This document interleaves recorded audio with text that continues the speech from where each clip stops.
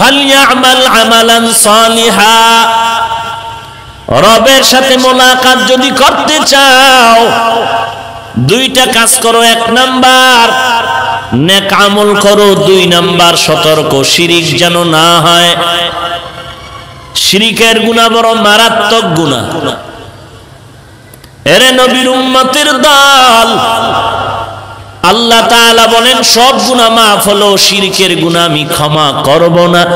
ইন্নাল্লাহা লা ইয়াগফিরু আন ইউশরাকা বিহি ওয়া ইয়াগফিরু মা দুনা যালিকা লিমান ইয়াশা ওয়া মান ইউশরিক বিল্লাহ ফাকাদ ইফতারা ইসমান আযীমা ওয়া মান ইউশরিক বিল্লাহ فقد ضل ضلالا بعيدا ومن يشرك بالله فقد حرم الله عليه الجنة।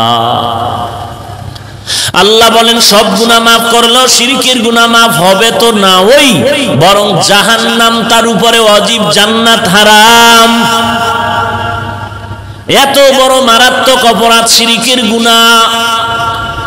জমিনের মধ্যে গোলামি হবে আল্লাহর, আদর্শ আর তরিকা থাকবে রহমাতুল লিল আলামিনের। গোলামি হবে কার? এককভাবে না শরীক সহ? আমার নামাজ, আমার রোজা, আমার ব্যবসা, আমার বাণিজ্য, আমার বয়ান, আমার চলাফেরা সব হবে কার জন্য? আদর্শ কার?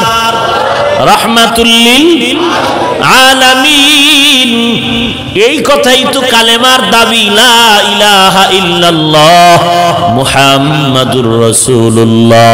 কালেমার দুইটা অংশ, লা ইলাহা ইল্লাল্লাহ, নাই কোনো মাবুদ আল্লাহ ব্যতীত, মুহাম্মাদুর রাসূলুল্লাহ, মুহাম্মদ আল্লাহর প্রেরিত রাসূল পয়গম্বর।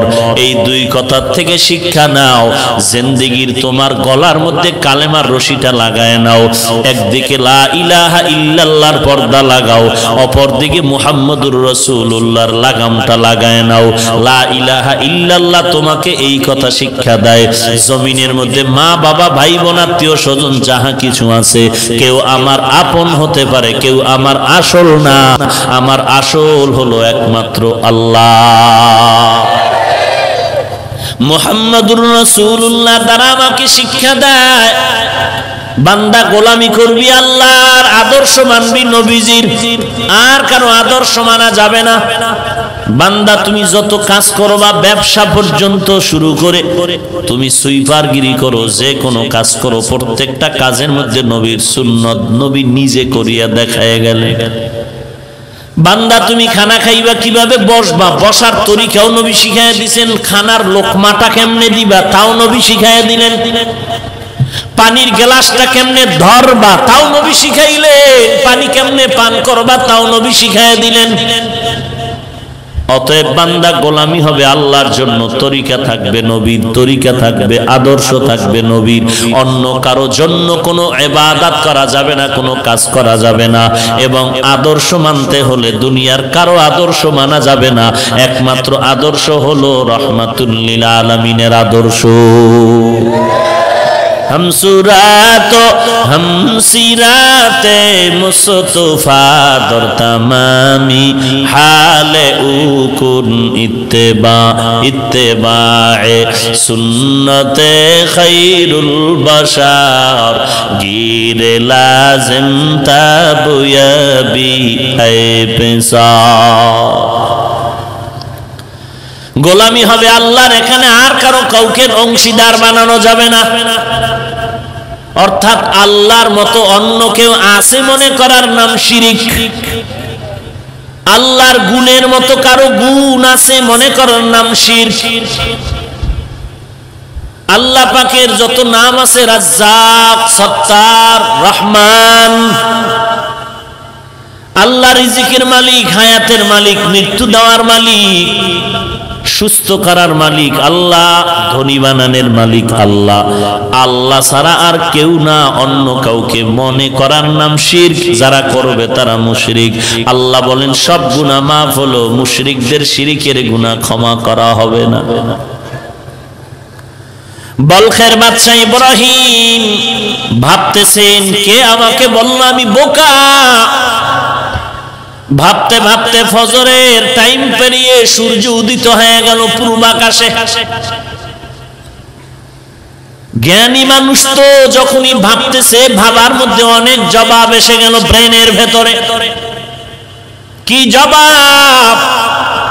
হঠাৎ করে সূর্যের দিকে তাকায় চিন্তা করে, আমি ইব্রাহিম ইবনে আদহামের ইশারায় বলখের মানুষ উঠে আর বসে, কিন্তু পূর্বাকাশে যেই সূর্যটা সকালবেলা উঠে সন্ধ্যাবেলা পশ্চিমস্ত যায় পশ্চিম আকাশে, এই সূর্য তো আমি ইব্রাহিমের অর্ডারে চলে না। এই সূর্য কার অর্ডারে চলে? তাকে তো একবার আমি দেখলাম না, চিনলাম না। তারে তো আমার চিনা দরকার, জানা দরকার। আমি বলখের বাদশা হইলাম, সূর্যের মালিকের চিনলাম না।